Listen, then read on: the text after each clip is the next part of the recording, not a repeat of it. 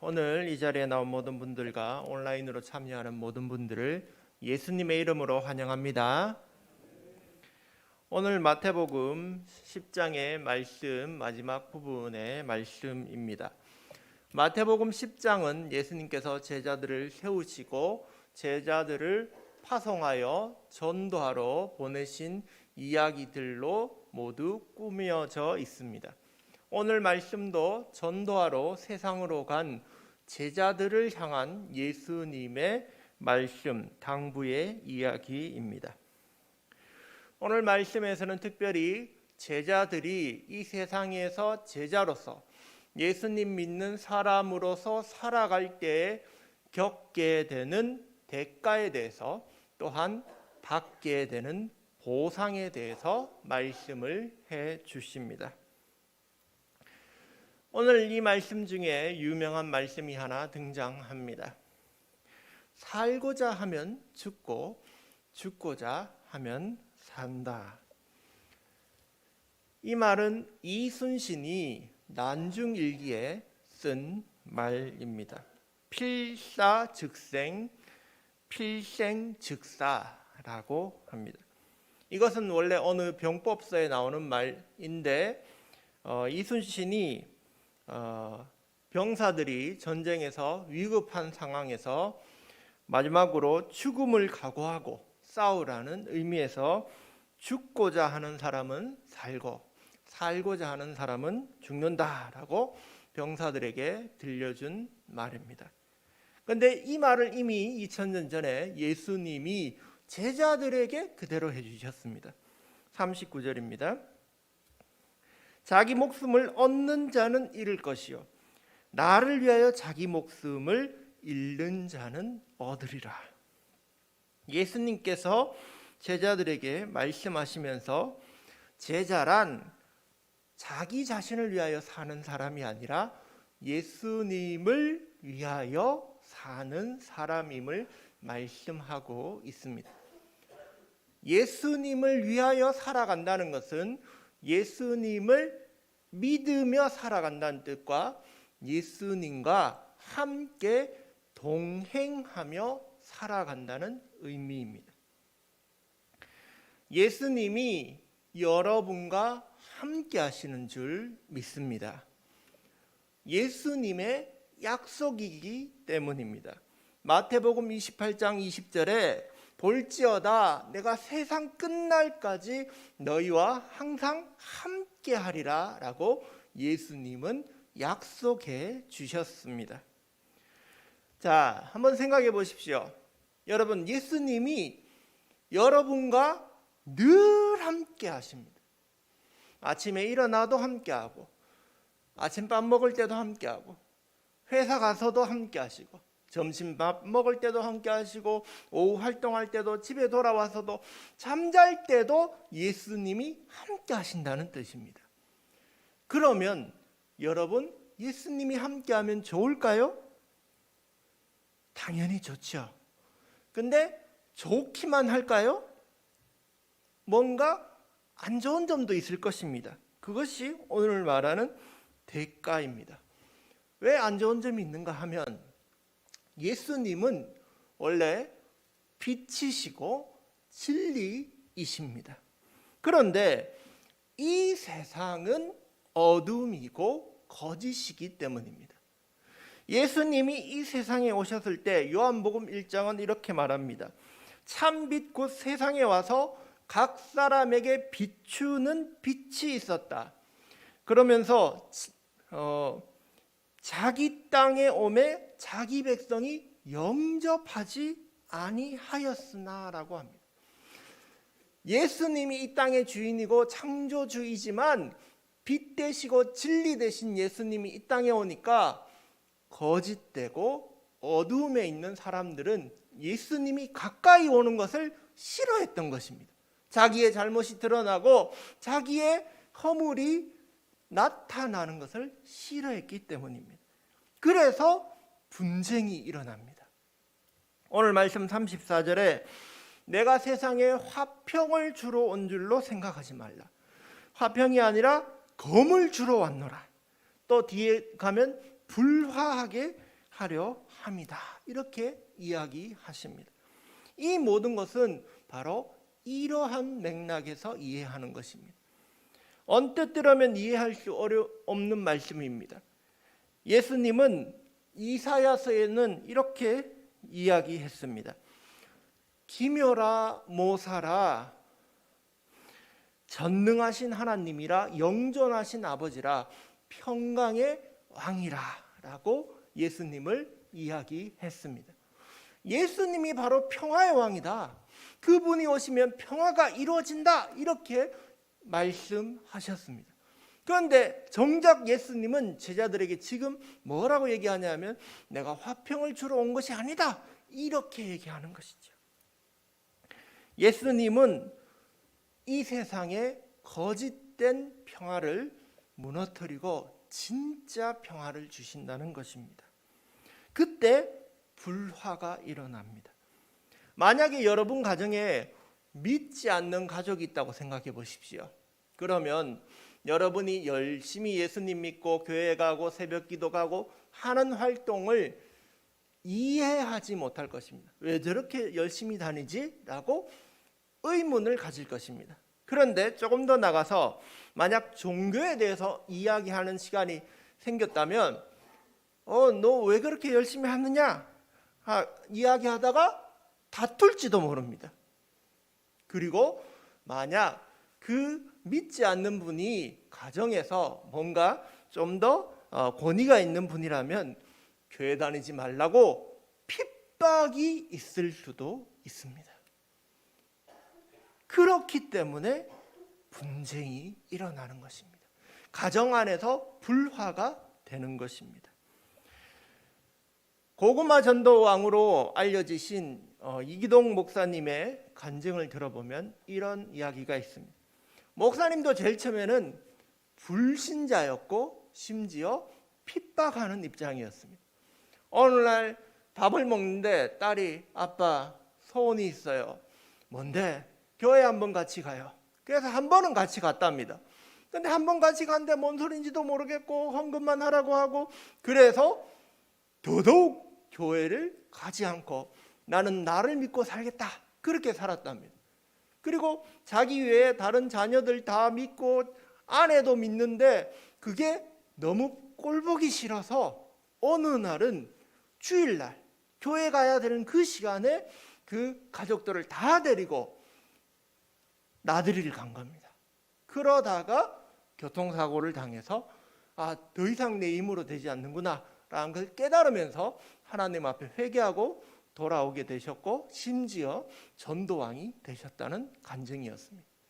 여러분, 가정 안에서 예수님을 믿는 사람이 있으면 안 믿는 사람과 이러한 불화가 있고 분쟁이 생기는 것입니다. 또 우리는 믿는 사람과 믿지 않는 사람의 그러한 어려움을 대표적인 이야기를 요셉에서 발견할 수 있습니다. 여러분 잘 아시다시피 요셉은 종으로 애굽 사람 장군 보디발의 집에 팔려갑니다. 그러나 요셉은 보디발이 보기에도 하나님이 함께하는 놀라운 사람이었습니다. 성경은 창세기 39장 3절에 보면 그의 주인이 여호와께서 그와 함께 하심을 보며라고 이렇게 적혀 있습니다. 보디발이 봐도 하나님 안 믿는 사람이 봐도 요셉은 하나님이 함께하는 사람으로 보였다는 것입니다. 그래서 요셉은 가정의 총무가 되고 사람들의 신임을 얻게 됩니다. 그런데 어느 날 보디발의 아내가 요셉에게 찾아옵니다. 유혹을 합니다. 동침을 하자라고 얘기합니다. 그러나 요셉은 거절합니다. 거절하면서 한 그의 말이 이렇습니다. 창세기 39장 9절에 보면 내가 어찌 이 큰 악을 행하여 하나님께 죄를 지으리까. 그런 아무도 없는 그 상황 속에서 그 보디발의 아내만 있는 상황 속에서도 아니다. 이곳에서도 하나님이 함께 하신다는 것을 알았습니다. 그래서 죄의 그 유혹 속에서도 하나님 앞에서 죄를 짓지 않고 거룩함을 지켰던 것입니다. 그러나 어떻게 됐습니까? 잘 알다시피 그는 누명을 쓰고 감옥에 가게 된 것입니다. 우리가 이 세상 살아가다 보면 세상과 믿는 사람과 믿지 않는 사람 간에 이러한 불화, 분쟁이 일어나게 되는 것입니다. 이것이 바로 예수님 믿는 사람이 겪게 되는 대가입니다. 이 세상 살면 이런 대가를 치른다는 것이죠. 또 이런 일도 있습니다. 제가 그 전에 어떤 교회에 있을 때 동네를 돌고 있는데 한 교회 집사님이 지나가셨어요. 그래서 안녕하세요 이렇게 인사를 했더니 이 집사님이 갑자기 예 안녕하세요 이러시는 거예요. 그래서 뭐 얼핏 봤더니 뭐 손에 약간 허연 게 뭐 연기 나는 게 짝대기가 들려져 있었어요.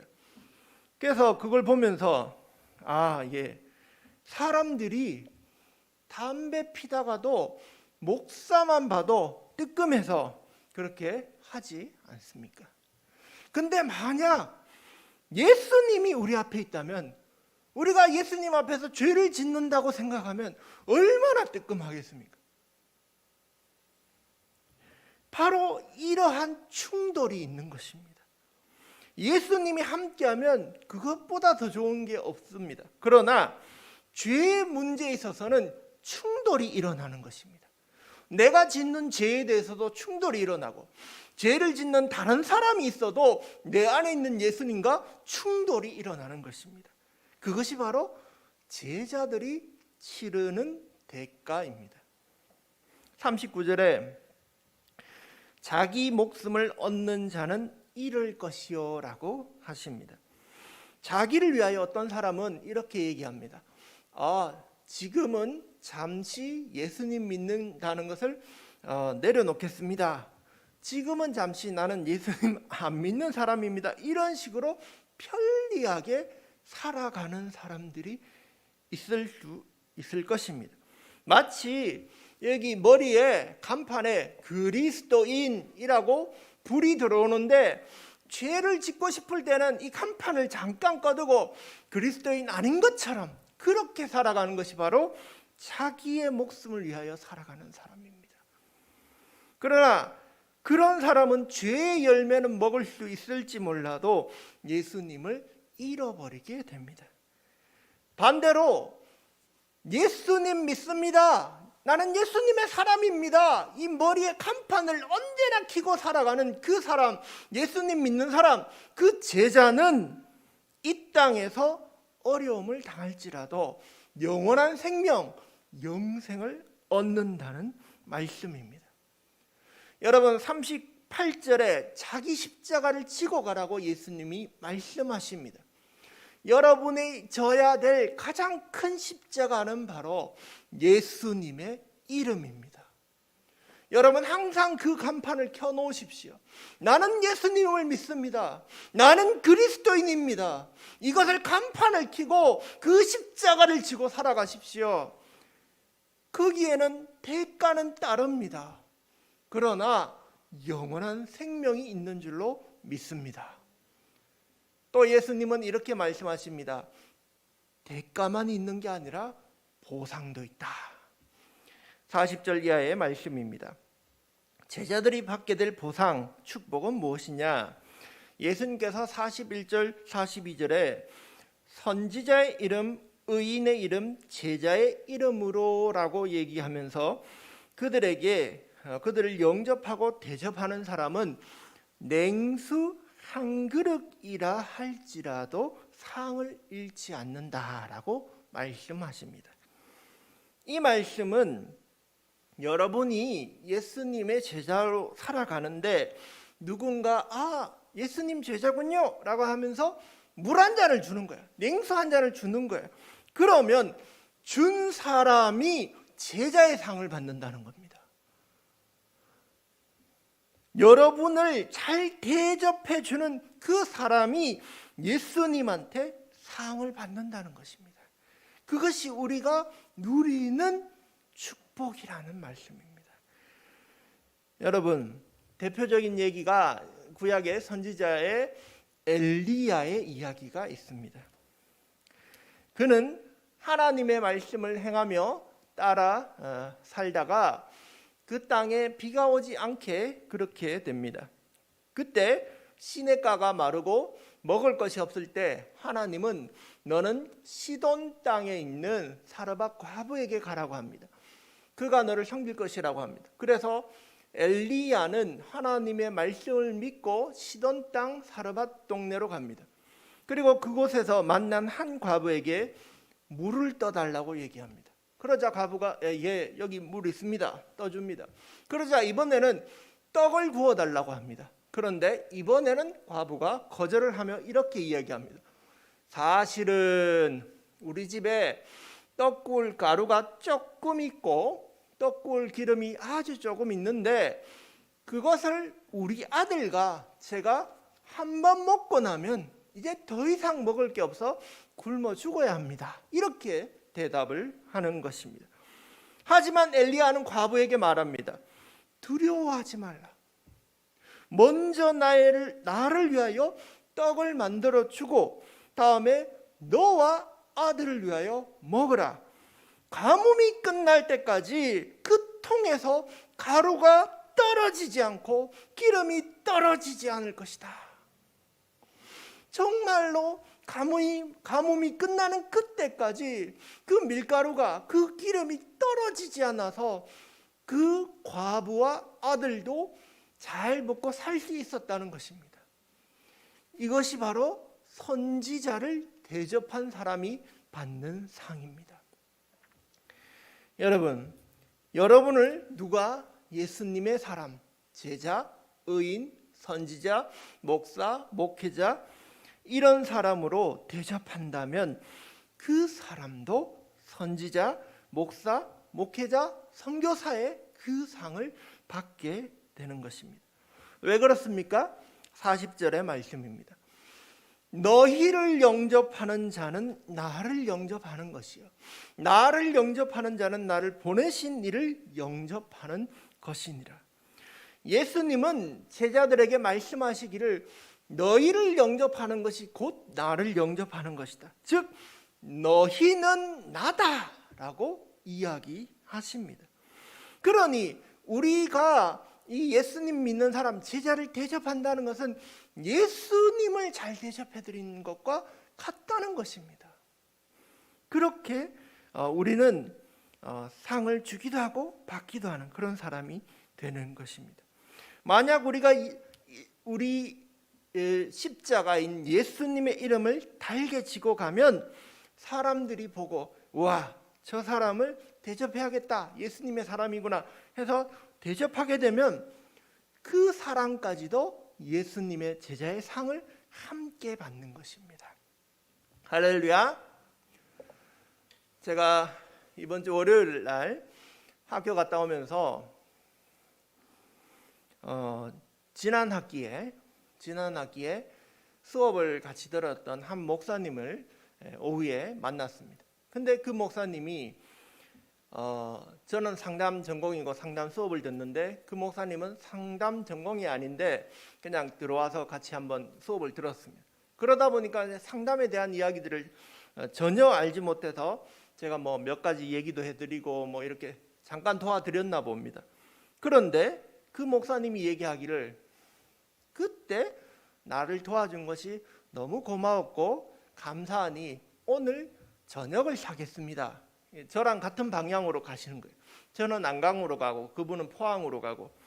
그래서 그분이 밥을 뭐 사주신다니까 제가 아유 감사합니다 하고 같이 식사를 하는데 헤어지면서 그분이 마지막으로 이렇게 얘기하셨습니다.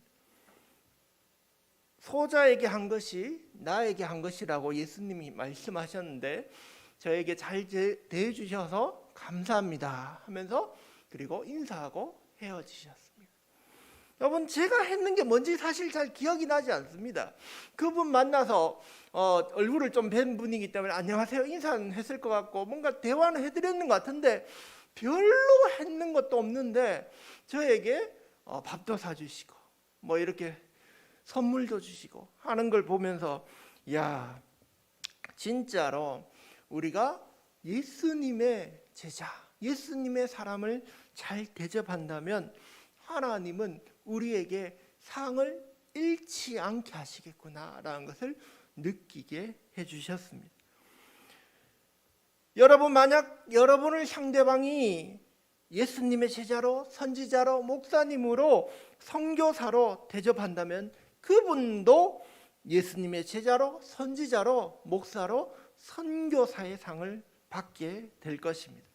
이것이 바로 성경의 원리입니다. 예수님 믿는 제자는 예수님 믿는 것 때문에 대가를 치릅니다. 하나, 예수님 믿는 사람은 그 주변에 있는 사람들이 나로 말미암아 복을 받게 하는 복의 통로가 될 줄 믿습니다.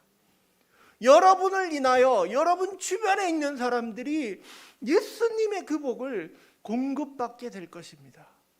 그것이 우리가 누리는 축복입니다.